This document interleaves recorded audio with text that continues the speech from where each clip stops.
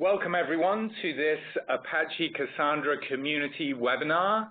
Before I introduce today's panelists, pretty exciting announcement. On November 4th, we will be pushing our free online training live, and you can pre-register today at the link on your screen. I'll be showing it at the end of the webinar as well. And so just leave that up for a minute. And today's webinar is a panel question and answer format. So one of the hottest things in our webinars are the questions that we leave for about the last 10, 15 minutes. We never have enough time to go through them. So we decided to devote an entire webinar to Q&A. I'm delighted to have some big Cassandra brains with me today. Patrick McFadden, he's the Chief Evangelist for the Apache Cassandra community. Al Toby, open source mechanic, has a breadth of knowledge of multiple open source technologies, as well as specializing in performance and optimization and operations around Cassandra. And then Matt Stump, a solutions architect at DataStax, and many years of hands-on experience with Cassandra and other technologies as well. So please keep your questions coming throughout the webinar. We do have loads to get started with, as many of you submitted them in advance. If you would like to ask us a question, please use the Q&A area of WebEx. Do not use the chat functionality. It gets pretty unwieldy for us to follow along. So without further ado, let me consult my questions here. And let's have this one for Mr. McFadden. So Shelley Moe from Intuit, you may know Shelley, Patrick, because I know you know a bunch of folks over there. What is a good backup strategy for Cassandra that will enable point-in-time restore? Okay. You can hear me okay, I'm assuming. Loud and clear, like you're on my lap, Patrick. This just got weird, but that's cool. All right, so backup. Backup is one of those things that it really depends on how far, like your recovery point objective is and your tolerance for risk. The easiest plan is to just do snapshots when you need them. In Cassandra, that's a very short operation, a few milliseconds. But if you need to do a specific point in time, like you need to make sure that at any point in time you need to be able to back up or restore to a certain point, that's where the incremental backups work. You can enable incremental. So after you do a snapshot, you'll see the incremental, in the YAML file, you enable incremental backups. And essentially what it does is it kicks out files as like a commit log almost. And for every change that's happening in your system throughout the deltas that are happening in your system, so over time. And you can use those to restore the snapshot, take the incrementals, and then restore it back to a very certain point in time. That is probably the exact answer. If you need to do that, I would say, maybe evaluate why. And I think I would maybe defer to Al too, because you've probably done this quite a bit, Al.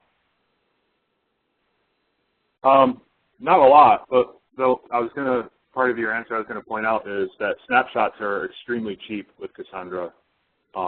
It's not making a copy of your database. What it's doing is making hard links to the files. And on Unix, what that means is it's kind of like thin provisioning, if you've heard of that from the storage industry. What happens is that it makes a secondary link to all the files that are part of your database in a different directory. So it doesn't take up any additional space to make the snapshot, and it actually gets, for free, it kind of gets differential copies of the data over time. So if you leave those snapshots sitting around for a long time, they will consume a lot of disk space, but in general, it's really cheap. And if you need fairly frequent snapshots, you can do that. Just make sure you clean up. Okay, great. Thank you very much. Matt, you're probably feeling left out of the party, so this one comes to you. Mason Yu asks, Cassandra on Linux carries a caveat. Which versions of Python are required for Cassandra 1.2 and 2.0? Python comes in different flavors, 2.7, 3.3. CQLSH won't run under some versions of Python in Red Hat Linux. Please advise. So the safest bet is just go with Python 2.7. 3.0, it's a bunch of stuff has changed, and a lot of libraries haven't been upgraded to be 3.0 compatible. 2.7 is shipped with most of the major Linux distributions now, and that's typically going to be your safest bet. Okay, great. Thank you very much. Patrick, I know this topic very near and dear to your heart, having come from a relational background yourself. Nelson asks, when do I know I need to shift from relational databases to Cassandra? Is it only for replication or availability where it makes the shift necessary? Well, that's a good reason to, I think. I mean, it's probably one of the harder challenges I've ever had running relational databases is running more than one. And in most cases, there's lots of edge cases where it just didn't work. So that could be initial for sure. I think also when the scaling problems become so big of an issue that you just run out of money, and that's happened to me several times before too. You may have a situation where you need to do thousands of writes per second, or tens of thousands, or hundreds of thousands of writes per second. That's a hard problem to solve in some databases, and with Cassandra, it's just not that big of a problem. It's a scaling issue that's easily solved, and I've done that before with Oracle, squeezed as much as I possibly could out of it. And what you wind up doing is you drop your relational integrity, you drop your indexes, you start doing crazy tricks with your data model like denormalizing data, and before you know it, you're pretty much running a Cassandra-like data model sitting on top of Oracle, which is really, really expensive. So, you know, those are any good reasons. Replication is really the first one. Why not make it easy? Because your data it needs to be safe. Well, like you said, Patrick, your data model kind of can drive a lot of that. If you've got something that's very time series oriented, Cassandra that's prime space for Cassandra. And if you're heavily denormalizing already for performance reasons, that's a good indication too, because of some of the stuff we have in CQL3 in terms of things like the sets and collections. Makes it real easy to translate a denormalized model into Cassandra, where it's going to fit a lot more naturally. Yeah, Matt, you were running Postgres, right? Yeah, I've attempted to scale Postgres to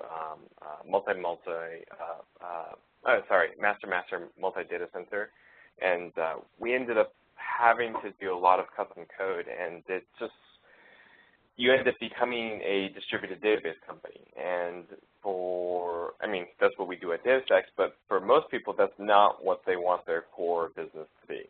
And it just ended up being a huge source of bugs and pain and difficulty and performance issues. And then one of the things that makes Cassandra unique amongst databases is that with a lot of these relational technologies, you'll write to a master server. Like all writes have to be written to a master. And then at some point later in the future, the data is replicated to the slave. But if you write to the master and the master goes down before the information is replicated to the slave, well, you've lost that information. And there's no way to know how much information you've lost. So if you're in a situation where you're dealing with, bank transactions or, anything where you can't lose data, Cassandra or a system like it is really your only option. I mean, you can sort of get something resembling data integrity if you were to do synchronous writes across multiple machines with like MySQL, but then your performance just drops off a cliff. You're still limited to the performance of a single machine. So anytime you're really worried about data integrity or multiple sites, I would definitely look at Cassandra. Okay, thank you very much. This one is a three-parter. I think, Al, you might take this one. Frank Zhu asks, statement tracking. Do we have a trace tool? How can I trace statement running in all nodes? That's part one. Part two, how can I back up and restore the whole cluster or certain nodes? And number three, can you briefly introduce the metadata? What are they and how do they work, and will they impact performance? I'm going to let one of the other guys take the first part, and I'll take the second part. Who wants a piece of statement tracking? Do we have a trace tool? How can I trace statements running in all nodes? So I'll take that one. So you can trace a statement using CQL. So it's built into CQL3. So if you were to drop into the shell, you can do tracing on. And in addition to the results, it's going to return a big tracing statement. What stages the query was executed in, how many times, against which host, and how long each stage took. So if I'm seeing slow queries on a customer's machine, one of the first things I'll do is I'll take one of their queries from their application and run it in the SQL shell. And then additionally, this is hot off the presses, we've got DevCenter, which is a development tool. It's similar to SQL shells like Squirrel and stuff like that you may be familiar with, but you can, from your desktop in this fancy Eclipse-like development suite, execute your statement, see the results, and get the traces all from within the tool. And we're going to be adding a lot of functionality to make it easy to develop and explore Cassandra. DevCenter is completely free to use and is available for download either from Planet Cassandra or datastacks.com. Okay, so part two of that question, how can I back up and restore the whole cluster or certain nodes? Yeah, so you probably want to find a tool for that. It's a pretty complicated operation once you get to scale. It can be done with just shell scripts and Jenkins or whatever you have in-house. What you want to do is take a snapshot of all the nodes and grab that snapshot directory and push it into whatever you prefer for your backups. It might be an NFS volume somewhere, not a good idea, but it would work. S3 is a very common option, or you know, if you have a big tape filer, you can also just back that directory up there. If you turn on differential copy, or a lot of the backup solutions will be able to recognize when a file is repeated over time. You want to turn that on because a lot of the SS tables, especially if you're on levels compaction, won't change a lot over time. So you'll get a really efficient backup to your tape drives or S3 or whatever it is you're using. So Priam has a solution for that, and the next release of Op Center is going to have some more support for doing some of that stuff automatically. Actually, I think the current one can do some of that. So yeah, the Op Center can do it now. Yeah. Yeah. Yeah. The one other tool that I've used in production, and I know a bunch of other customers do, is TableSnap. It was a script, a Python script, initially released by SimpleGeo. And what it does is it uses the eventing facilities in the Linux kernel to monitor the directory where all the SS tables are stored. And then as soon as an SS table is created, it copies it off to S3 or whatever mount point you want. So essentially all the data for Cassandra is stored in these SS tables. So if you were to down a node or if you were to lose your entire cluster, you can just bring up a new set of machines, copy those SS tables back, boot it up, and voila, you've got your same cluster at that point in time. Also, because it's monitoring the file system, there's a very short delta in time between the SS table being created and being successfully copied off onto S3.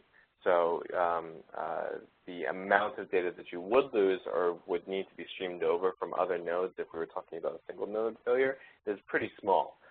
Additionally, S3 gives you MD5 checksums of the files that are present in S3, and so you can use that to compare the MD5 check some of the files on disk, and that way you know that the data wasn't corrupted in transit. Yeah, just remember with TableSnap, the first time you fire it up, it's going to want to copy your whole database. So just make sure that you're aware of that and you notify your network administrator so they don't come storming your doors.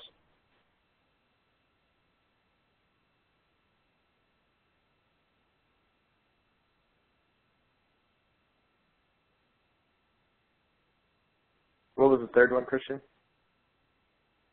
Oh, it helps if I take myself off of mute. I was so proud of that one, too. Let me ask it again. Ash Winnie asks, what is the best way to integrate Cassandra and Spring data? Oh. Okay. Well, it just so happens that last week at Cassandra EU, we had somebody from Orange, I believe it was Orange, that had an open source library called Achilles. It's a persistence database that uses Spring. That's pretty new, and I actually took note of that pretty quickly because I hear that question a lot. Spring, how do I access my data? There's no formal Spring data project for Cassandra yet. I know that that's something that's in the works, but yeah, Achilles. Check out Achilles project. And Ash Winnie, if you hit me up, Christian at datastacks.com, I'll make an introduction between you and Jean Amel from Orange, and great guy. I'm sure he'd be happy to answer specifics on that. Okay, Mohammed asks, how to actually, know Christian, let's make sure we give let's give the correct accreditation here, because it wasn't Jean Amel. It was Dylan High that did it. He did a lightning talk, and hopefully we'll get that up shortly. Oh, yeah. He wasn't from Orange. Where was he from? No, O2. Yes, yeah. That's it. Thank you. Yeah. Mm-hmm. So sorry everyone. All different. High. Yeah, no introduction to Jean Amel. We'll. He did awesome too, though. Let's give him credit. He did awesome too. But he was more about migrating data from MySQL to Cassandra, which is also a great topic. So we will have all of the talks available on Planet Cassandra most likely next week. And the lightning talk that Patrick is referencing will be on there as well. So you'll get some good information there. Okay, thank you very much, Patrick, for the correction. Okay, so next one from Mohammed. How do you know which part of a row key is stored where? For example, if my row key is int with values ranging from 1 to 1 billion, how do I know which nodes have data for row key between 100 to 1,000? Who would like to take that question? I can take that one. So it all depends on which partitioner you're using. So the way that row keys work is that a row key is run through a hash function. In older versions of Cassandra, this was MD5. In newer versions, the default is Murmur3. So you're going to run that key, whether it be an int, whether it be a string, through the hash function. That's going to output an integer. That integer is going to correspond to the range in the total Cassandra ring. And if you look at the Cassandra ring, it's broken up by token. So if I run my my primary key through the hash function and it outputs the number 72, well, I'm going to go look and see which machine has a token that is greater than 72 but less than the next token in the ring, and that'll tell you which machine it's going on to. And then Murmur3, it won't be.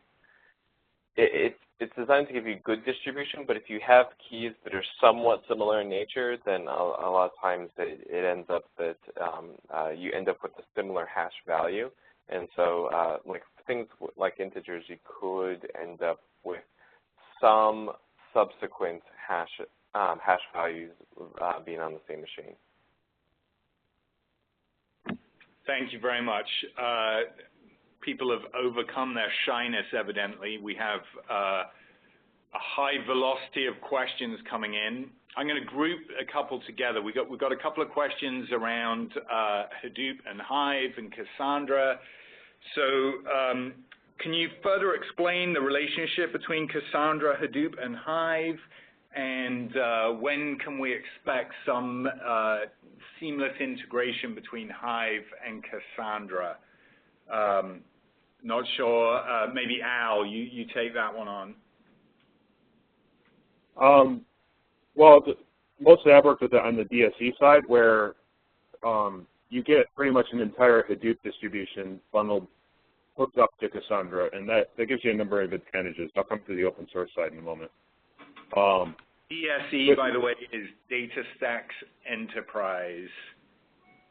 So that's DataStax's commercial distribution that includes Apache Cassandra, and we bolt a bunch of stuff onto the side of it, including Hadoop, which we replace HDFS and the job tracker with highly available alternatives to the original implementations.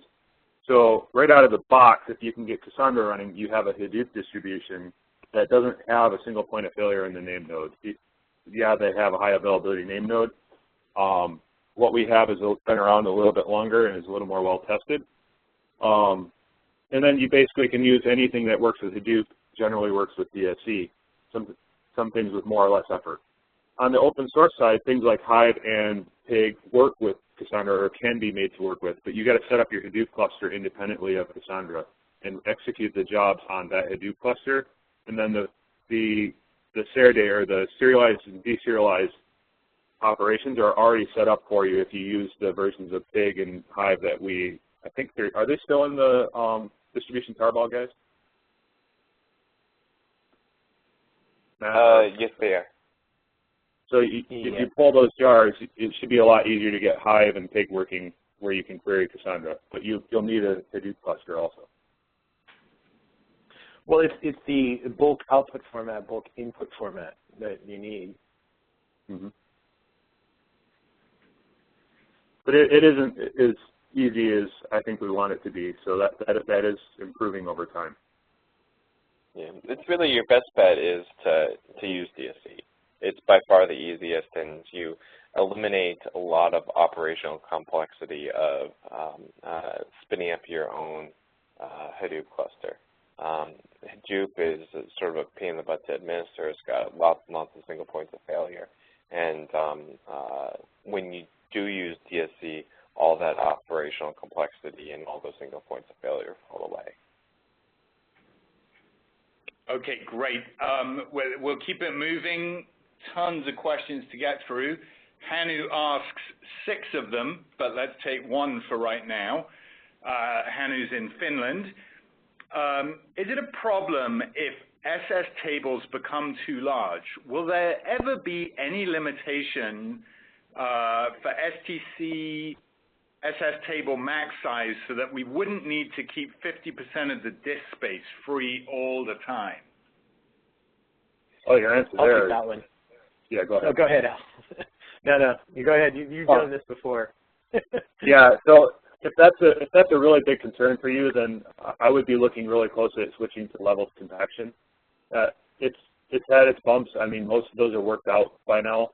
And what it gives you operationally, for me, because that's that side that I worked on for 2 years on Cassandra, being on LCS is what we refer to it as, leveled compaction strategy, is just way more convenient and easier to deal with than size-tiered is, because it's size-tiered compaction, which is STS, for those of you who haven't heard it before, or STC, or people call it all kinds of things, but size-tiered compaction means that when you do a compaction, you have to take all of the SS tables on disk and combine them into one big one. So you need enough space to hold the new SS table you're creating, which is the aggregate of all of the stuff that you have on disk. So you end up needing 50%, or really the size of your largest column family free on disk to be able to compact. And that, when I was at UEL, we ran into this problem all the time, where we would run out of disk space for that. and then we would end up going around and doing a whole bunch of backflips to get it cleaned up. And we eventually did, because Cassandra will not dump your data in the case where you run into a problem. Just compactions will fail and things will start to slow down. So if that really is a concern, be looking at leveled compaction, because that goes away where you really just need whatever the size of your leveled compactions tier. So it's in your schema, you can set it. The default is 160 megabytes. 160 megabytes is easy to come by, and as long as you're monitoring your disks normally, like you would any other server, they get up to 80%, 90%, then you got something to worry about, but things will work fine all the way up to that point. You just got to have the disk bandwidth. I think you can't reiterate this enough. Disk bandwidth is going to be the bottleneck on your Cassandra node, and you have to manage that. You said how big of an SS table? Well, as big as your disk can manage it. If you're using shared storage, it's going to be really tiny, and you're going to be sad. If you're using something in between, you'll probably be able to manage it pretty well. If you use SSDs, you'll be able to have huge ones. So the disk bandwidth is really what we're managing at this point for performance per node. Yeah, the two largest source of problems that we come into contact with when dealing with customers is either they've decided to optimize, I'm using optimize in air quotes there, their JVM settings, or they don't have adequate disk in order to run the load that they want to load. And often that means people using SANs, or people using SATA drive, or something like that, or just not enough spindles if they're using mechanical drives. One of the numbers that Netflix likes to quote is that SSDs may cost twice as much, but they give you 10x the performance of a mechanical drive. And so an SSD may look expensive up front, but they allow you to run the same amount of load on a much smaller cluster. And you can do things very easily like level compaction, and they give you a lot more tunable parameters. Yeah, it's just database. Related, Venkat, I think is a related question here. Cassandra memory consumption in Linux. It appears that Cassandra takes up all the memory available on the box, and we see no free memory on the box. How much memory is Cassandra actually using? And on a server shared by applications, how do we restrict Cassandra memory? You don't. So that that comes down to, yeah, it's basic Unix. It's not something I can really go into right now, but it's the difference between your RSS and DSS.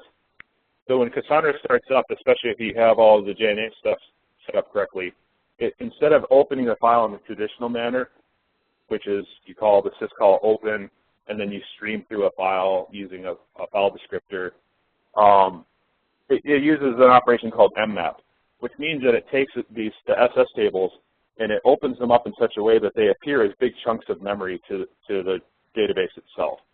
And what that does, it gives us a bunch of advantages. We can do really efficient seek access into SS tables if we want to. But one of the side effects is that when your application mmaps all these files, it looks like it's using way more memory than the server can hold. I've had servers where it reports a terabyte of virtual memory in use. And what's happening is Cassandra is not using a terabyte of memory. Cassandra is using something like your heap size is going to be 8 gigs plus whatever your off-heap cache is. That's how much memory it's actually using. The rest is all being used by the Linux BFS. So that memory is actually available for other applications to allocate. And what Linux is supposed to do is, if another application comes along and says, I need 2 gigabytes of memory, Linux should drop that BFS memory and then free it up and give it back to you. Cassandra will still think that that's mapped into its memory space, but it's all virtual. It's kind of it's a big lie. So if you want to learn more about it, I would go out and Google, and there are lots of nice articles out there about what the difference between RSS and BSS, or sometimes it's BSV, and those two things mean different things in Linux, and they're both kind of estimations actually. The other thing I want to highlight, since Al brought it up, is heap sizes. so I wouldn't run Cassandra with less than a 4 gig heap, and I would recommend in most cases 8 gigs. And there isn't a whole lot of reason to go above that for JVM heap. And then the new heap size should be set to either 10% or 100 megs per physical core, physical CPU core in your server. So by physical, you mean not counting hyperthreads? Exactly. Right. So if you're sizing memory for a machine, well, that's going to be 1 gig for the kernel, and then you're going to have 8 gigs for the heap. And then it's common to see servers with 192 gigs. And so people will ask me, all right, I'm only using 9 gigs of this. Why do I need a server with 192 gigs of memory? Well, what the operating system is going to do is it's going to cache the file system so that when you're doing reads from the disk, it's not actually hitting the disk. It's coming from memory, main memory. And so if you're trying to get the most performance out of Cassandra, what you do is you put enough memory in your machines, or you have enough machines so that your hot data set can fit within main memory of the machine. And this will show up as the cached metric when you're looking at top or VM stats or any of those other tools. And then when you start to see, you'll know that your hot data set has exceeded the available memory when you start to see the WA metric, which is the IO weight metric, start to climb out of single digits. And then you know that you either, if you want to maintain the same latencies that you have, then you're either going to have to start adding memory or start adding nodes. Okay, thank you. Matt asks, how do you set up auto-scaling with AWS for Cassandra? Preem. I love it. One-word answers. Let's get rolling. Well, you can also use a servo project and use the auto-scaling that's built into Amazon, but that's something that you should really take lightly, or take lightly as I better test this now, because you're going to be surprised how scaling up a Cassandra cluster is going to be just not so automatic. There's some planning, and maybe you don't want it to scale. Maybe there's a different reason. It's really, even our good friends at Netflix, they'll just auto-scale their Cassandra clusters. They're very methodical about that. Okay, thank you very much. Eric asks, do you know how to get a row out of Cassandra using PHP Casa so that the column names don't have /u and then 4 zeros in front of them?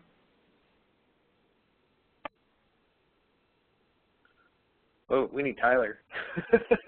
Huh. By the way, if none of you can answer one of these questions, we're going to give a prize to Eric. So dig deep. I don't even know what that was. Yeah, unfortunately, I'm not a PHP guy, so I can't help out. It's some sort of casting problem. It's not casting it properly, but I couldn't tell you what it is either. I'd have to look it up. So Tyler's the man? I think so. So far, yeah, you can ask an obscure question and find it there. Perfect. That is. Does anyone know his Twitter handle off the top of their heads? Mm-mm. We'll dig it out. We'll announce it at the end here. Are there any? Chris asks, are there any good libraries to facilitate using Cassandra data in a Django website? Oh, I think there are a couple. Go ahead. Oh, go ahead, Al. I was just going to guess. So. Oh, it's so we've got Django's going to be Python. So we've got the DataStax Python driver, and that's going to be your best bet.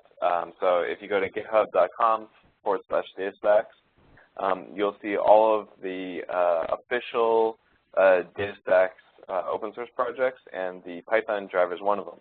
And so that uses CQL3, which is the the new binary protocol for Cassandra present in release 1.2 and greater. The performance is great, gives you all the new functionality, moves lockstep in functionality with new releases of Cassandra, and is a supported product via DataStax. So I would highly recommend that driver. Okay, great. Yogesh asks, is there an easy way to look at which Cassandra node received a request and which node handled the request? Yeah, I'll take that. Well, the CQL trace facility is really built for that. And so if you're using CQL 1.2, Cassandra 1.2 or greater, not only can you see which node handled it, you can see how it was passed around the cluster as well for the replicas. It's pretty complete. That's the easiest way. Other than that, you're probably, unfortunately, if you're not going to use CQL and you're not using something greater than 1.2 in Cassandra, then you're going to have to be doing that with the debug log turned on the server and see the request coming in from that client. Unfortunately, that's the old school way of doing it, and it wasn't really efficient at all. But that's pretty much how you do it. So you guys got a better way? No, that's what I would recommend. I'd really push you towards using the SQL shell tracing functionality. Yeah. It's quite awesome. You get to see exactly what Cassandra's doing, and so it's pretty enlightening. It's a good way to learn Cassandra too. I mean, if you use it and you do a trace, you'll get to see how Cassandra services writes and reads, and it's a very verbose tracing. You can get a lot of information out of it. Yeah. Okay, Stephen asks, this is a security question, so get prepped for that. Our application has certain HIPAA requirements, including at-rest encryption. What are my options with Cassandra for at-rest encryption? I think you worked on it recently, didn't you, Matt? Yeah, so my background's in crypto. We've got a couple different options for you. We've, in DSE, which is the commercial version of Cassandra shipped by DataStax, we've got transparent data encryption. We've also got partner relationships with Gazang, and so that means you can use HSMs in order to protect your data. A lot of times when you're designing PCI or HIPAA compliant applications, you have to document and have auditable the chain of custody for keys. And HSMs make that really easy. So you can use the HSM integration. And then built into just stock Cassandra, we've got transport encryption between the client and the server, and then between the server and the server. We're using the standard Java key store functionality present in Java. And so if you have any tools that you're currently using to manage SSL certs in Java, all those tools will continue to work with Cassandra. Okay, great. Patrick, this one is for you, I believe. Aaron Kumar asks, hi, I'm new to Cassandra. Patrick often keeps suggesting that Cassandra is not shy for writing. Hence, I keep writing to multiple tables to get full potential. How and what would be the best approach for updating redundant data? So, yeah, I guess that is for me, because he called me out. Exactly. Yeah, so what was the last, read that last part again? So the best practice how and what's the best approach for updating redundant data? Well, all right, so a couple of strategies there. If it's updating redundant data, say like you're keeping your index tables, that's one, I think probably a more common thing is if you have, say, an entity table and then you have a bunch of index columns or index tables where you're indexing data that's inside that main table. So like lookup, query tables. whenever you change something in the original entity table, you want to update your indexes, and that's a very common pattern. A couple of ways to do that. First of all, from the application, it's going to be application-centric, but from the application, you can just make it so that when you update one record, your business logic inside that application updates those other tables as well. And that'd be probably the least safe way to do it if you're just not worried about if it got updated or not.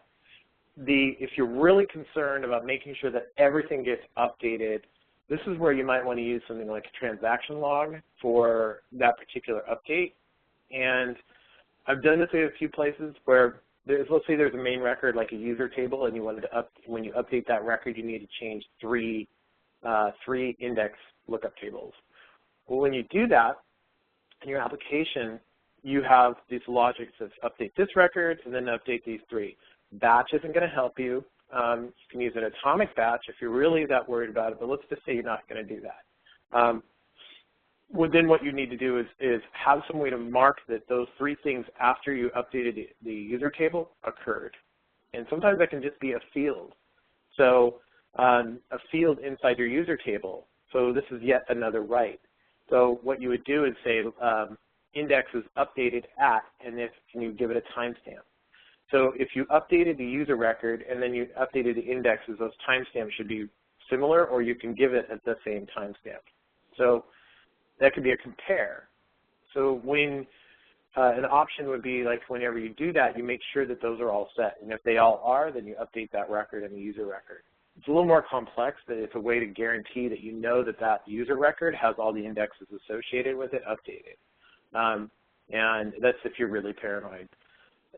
Usually you don't have to be that paranoid, though.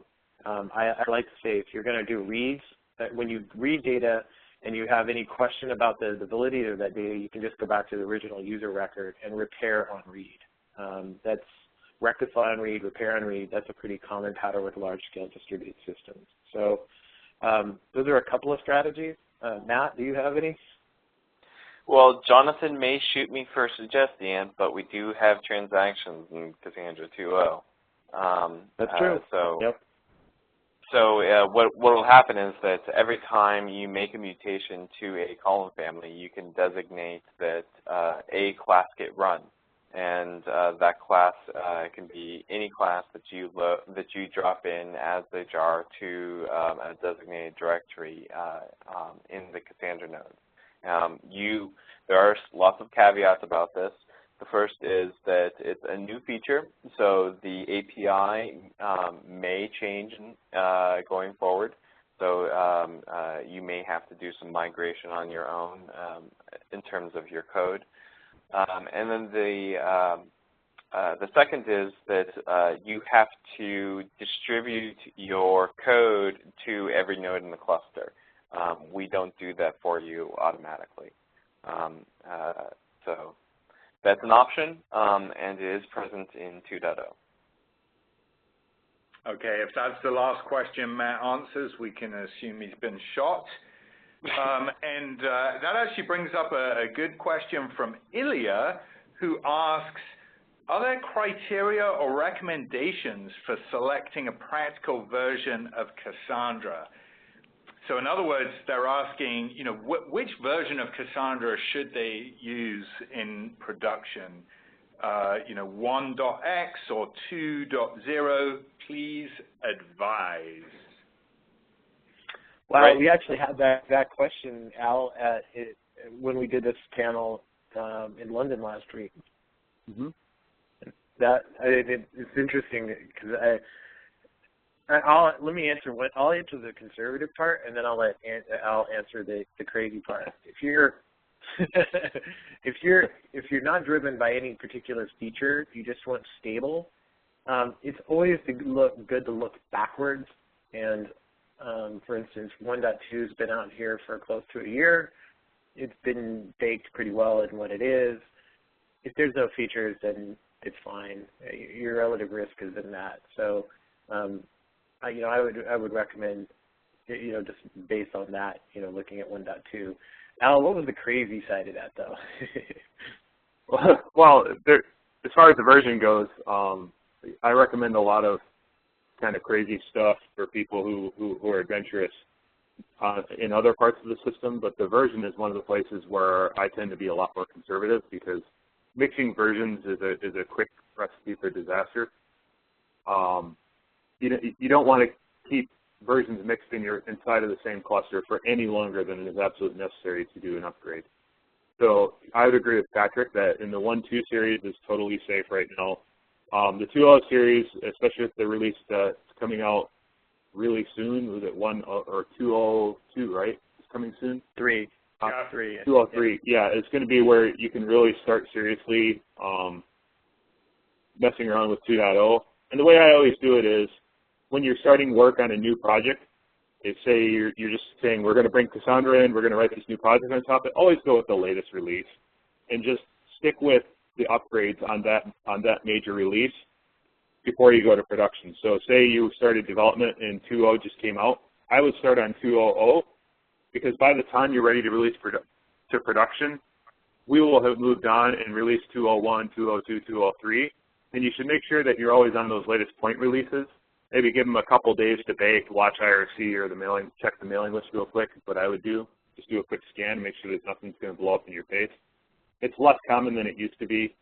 I don't think we've had anything really nasty in a long time. And so that's what it is. Once you're in production, that's the time to get a lot more conservative and say, if you're on 1.0 today, I'd say definitely upgrade to 1.2. And if you're on 1.2 today, I would wait a little bit and see before I upgrade to 2.0 and wait until maybe a good indicator is when DSE upgrades to a release. Even if you're on open source Cassandra, watch what DSE does. When DSE moves, that means we're ready to put all of our top line customers on it. Yeah, I would really emphasize that point. If it's in DSE, then you have a pretty good bet that it's going to be solid. And as far as what release you should be running at this moment, I would say hands down 1.2.8, just because there's a lot of bug fixes, a lot of performance enhancements that are in the latest releases of 1.2, specifically 1.2.8 that you want to take advantage of. But if you're on open source Cassandra, I would say whatever version is shipping in DSE is what you should be looking to run in production. Nelson asks, how do you accurately estimate the number of nodes that will be needed?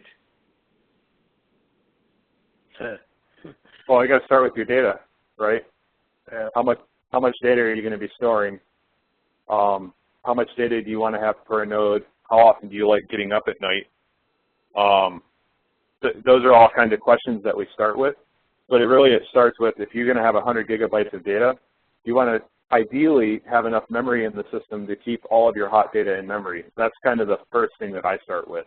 And then I start to talk about the disks, especially if you have a really high volume cluster. So it's kind of, there's no really pat answer to that other than make sure you have lots and lots of memory and then the fastest disks that you can afford. Well, the three things that I always look at for sizing discussion, I mean, it's pick the one that's most important to you most times, is sizing for uptime, sizing for ingest speed, and then sizing for data size. And sometimes those are exclusive or non-exclusive. For instance, I've worked with people that had 4-node cluster in one region, Amazon region, 4-node cluster in another Amazon region, but they only had a few hundred gigs of data. They didn't need 8 nodes, but they wanted to make sure that if Amazon lost a region, they were online. So that's how they chose their node count. And that's perfectly legit. Believe me, uptime is pretty important.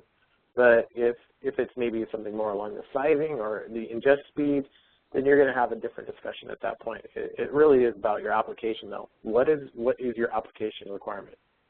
And just let that guide you. Okay, thank you very much. We're at the 10-minute mark. Loads of questions still to get through. So, we'll see if you can crisp up your answers a little bit. Mahida asks, how do we solve top-end queries in Cassandra?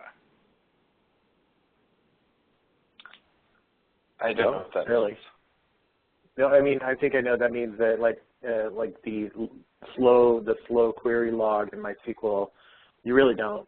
I mean, it's all going to be down to measuring from the application side of performance or using something like Op Center to measure query performance. I don't think that was the question. They're asking how to call top K queries. Oh, they say top end, you but don't. Maybe answer the top K one as well, and then we'll move on. Oh, okay. So go ahead. Yeah, this isn't really something I've worked on directly, but most of the solutions to that end up being done outside of the database, where you pull out, you design your data model in such a way that you can pull out the data that you need and do the top K solution in memory in an external system. But Matt or Patrick might have seen some more clever ways to do that than I have. Okay, well, we'll move on. Yeah. So, what's the best approach to case-insensitive searches of data? I've heard Solr recommended for searching. So yes. Yeah, there's two ways. You either you unify your case before you commit, so you can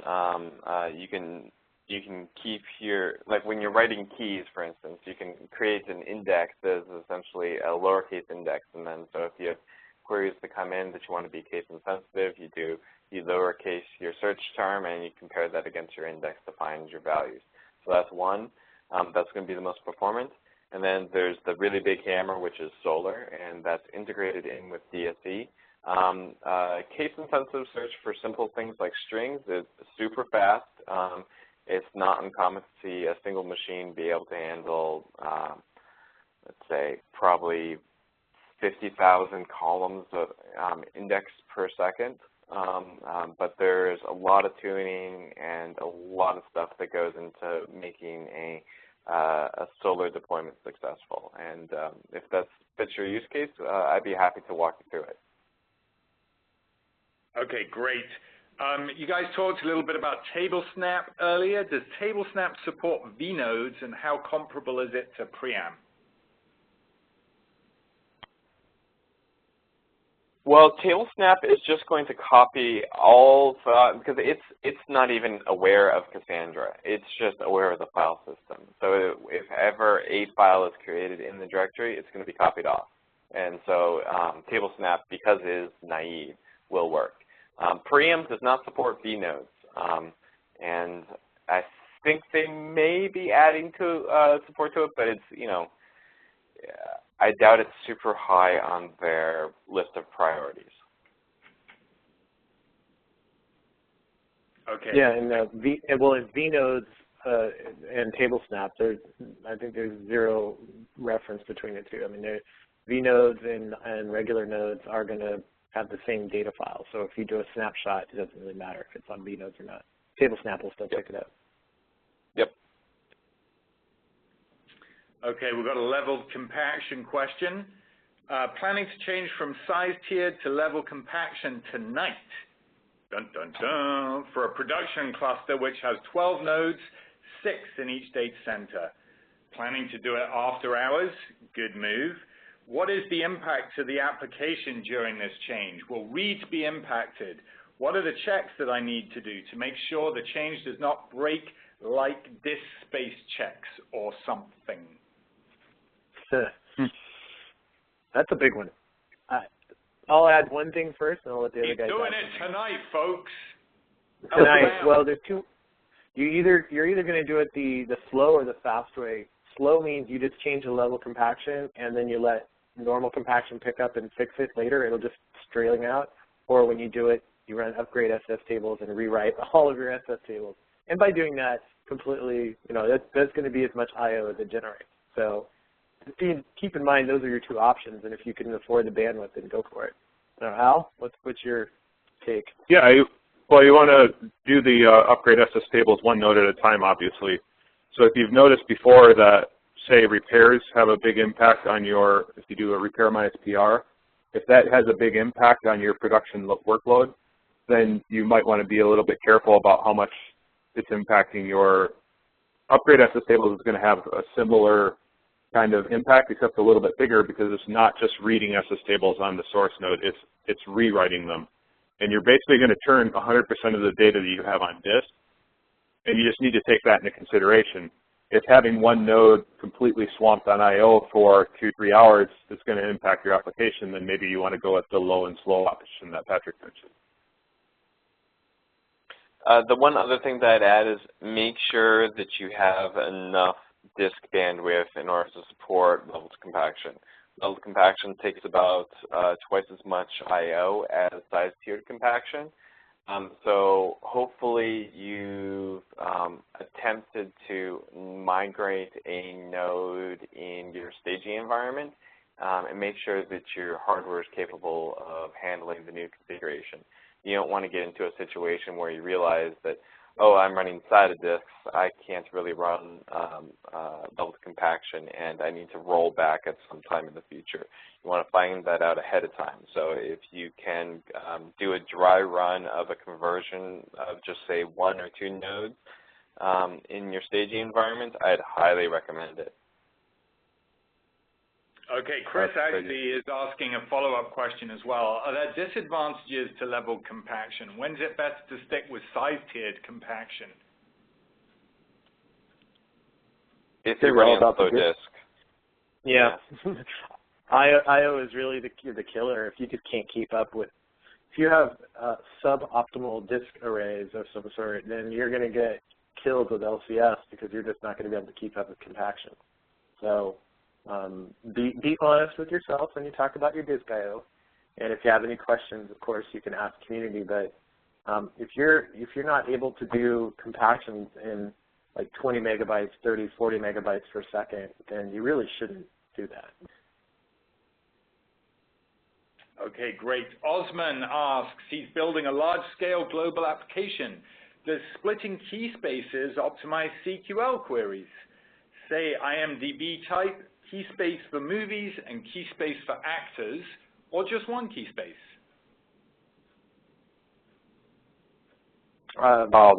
There's no difference. There's none. But go ahead, Ted. Yeah, I was going to say, it really depends on your application. If you need that data to be independently, if your actors are going to get access to a whole lot more, then there might be a slight advantage in terms of caching if you're using the key cache. But in general, you should be fine using either or, all in one key space or in both. You're going to get similar caching effects as well. Yeah. And the other thing is, when you're designing key spaces, really you have to think about your queries first. And so if your actors are being queried the same way that movies are being queried, then yeah, it's pretty much going to be negligible. But if your actors have different primary keys, like Keanu Reeves is different than Meatballs the movie, then you're going to want different column families because it's, you can have different primary keys and you have different queries. So think about your queries and your access patterns and let your column families fall from that. Well, the key space is meant, the container key space, the biggest difference in what it does is it holds the replication factor. So if you have, that's kind of the overriding thing, is that you have different replication factor needs, and sure, put it in 2 different key spaces. Other than that, or if you want to back them up differently or potentially want to split them later on, maybe. But if they're all just one big data set and you don't care about splitting up the difference in replication factor, there's really no difference between having 2 key spaces or just a lot of column families in the same key space. For some reason I was thinking column family, but yeah, for key space, no, definitely I would keep them in the same key space as long as replication factor is the same. Yeah, okay, same overhead, same everything. Let's see if we can answer a couple more questions. Michael asks, are there limitations on the number of key spaces? Is 1,000 okay? The only limitation there is that every set of column families is going to have its own set of files, its own I/O commit schedule, and so if you have many, many column families, which is what you're going to have happen if you have thousands of key spaces, then you're going to start thrashing I/O, and so SSDs become a requirement. Also, every single column family has 1 heap of slab cache allocated by default that speeds up memory allocation. And if you get into the thousands of column families, then soon almost all of your heap is taken up by this slab cache. And so just recently committed by Jonathan was an option to disable the slab cache. And so you will see if you disable that, you will see a performance degradation, and you will see less efficient use of I/O because of the sheer number of column families. So in order to sort of cover that up, you need to use SSDs. Okay, thank you very much. And that is the end of our webinar today. We got through a lot of questions, but nowhere near all of them, probably a quarter of them. So we are going to make this a regular, once every 6 weeks, we'll do another of these panels. There is obviously a lot of demand for this type of format. Join us for upcoming webinars on November 14th and the 21st. We have 2 members of the community presenting, John Berryman on November 14th and John Haddad and Blake Eggleston on November 21st.